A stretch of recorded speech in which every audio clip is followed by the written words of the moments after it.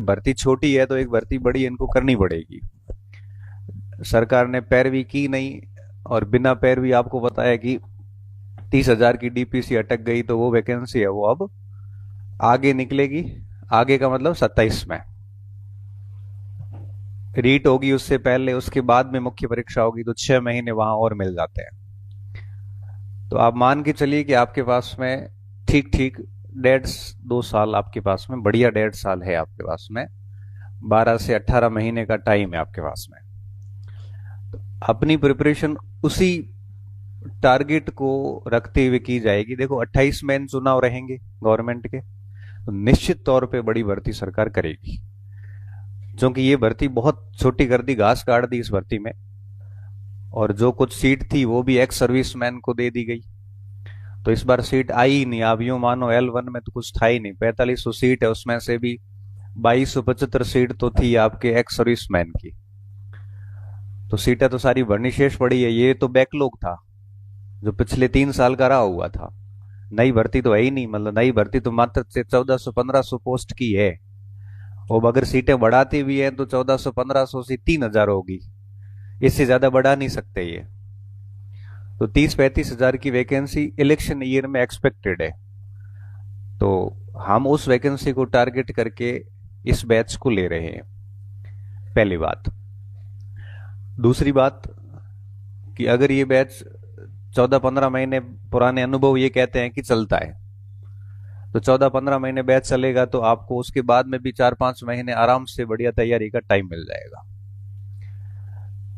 मैं आपको इतना कह सकता हूं एक्सपीरियंस के साथ में कि एक शून्य से शुरुआत करके भी एक स्टूडेंट इतनी अवधि में आराम से अपना चयन सुनिश्चित कर सकता है, इस अवधि में कर सकता है। देखो हाथों हाथ कुछ होता नहीं है। आज अगर आप कहोगे कि सर मुझे 4 महीने में करना है तैयारी वैयारी, तो 4 महीने में बेटा आजकल कुछ नहीं हो पाता। प्रिपरेशन के लिए 4 महीने में आजकल अच्छे से रिवीजन भी नहीं हो पाता है। हमें प्रिपरेशन के लिए ठीक ठीक 1.5 से 2 साल का समय अच्छे से चाहिए होता है।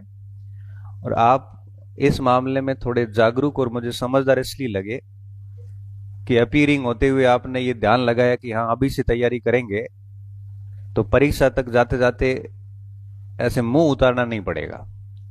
मुंह उतारना किसको पड़ता है आपको अच्छे से पता है। जब परीक्षा नजदीक आती है तो मुंह किसके उतरते हैं? जिनकी या तो तैयारी होती नहीं है या आधी अधूरी तैयारी होती है।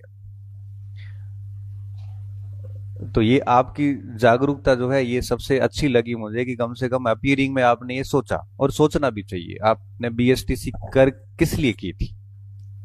हमारा टारगेट सिर्फ यही था 12वीं के बाद बीएसटीसी करने का, कि फटाफट है वो कहीं न कहीं जॉब लग जाए, क्योंकि हालात हमारे ऐसे होते हैं घरों के कि बहुत अधिक हमारे पास में अवसर रहते नहीं है। सीधा सीधा पॉइंट है।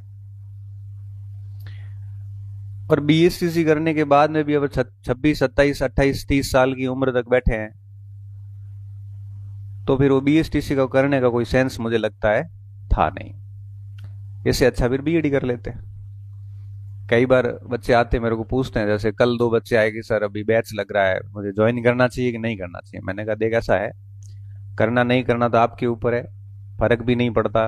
1 2 बच्चे इधर उधर होते हैं तो, लेकिन बीएसटीसी क्यों करी थी?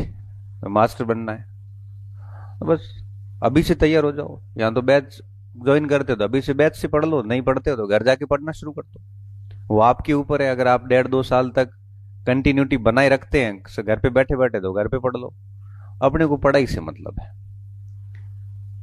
क्योंकि जीवन बहुत अधिक अवसर देता नहीं है। ये बात हमेशा ध्यान रखना।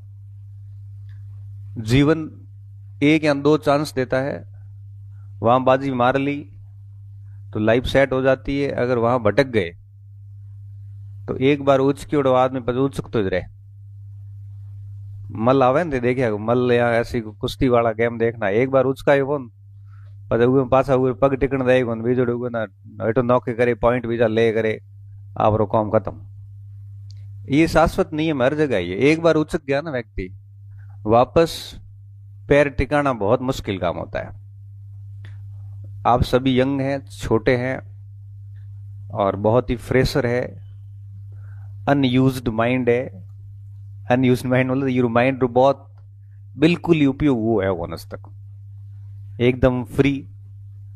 और अच्छा अवसर है, अपने आप को 2-3 साल के लिए अपनी खुशियों को, अपने सुखों को, अपने आनंद को बलिदान दे दो। जीवन में अगर कुछ अच्छा चाहते हैं, आपको लगे कि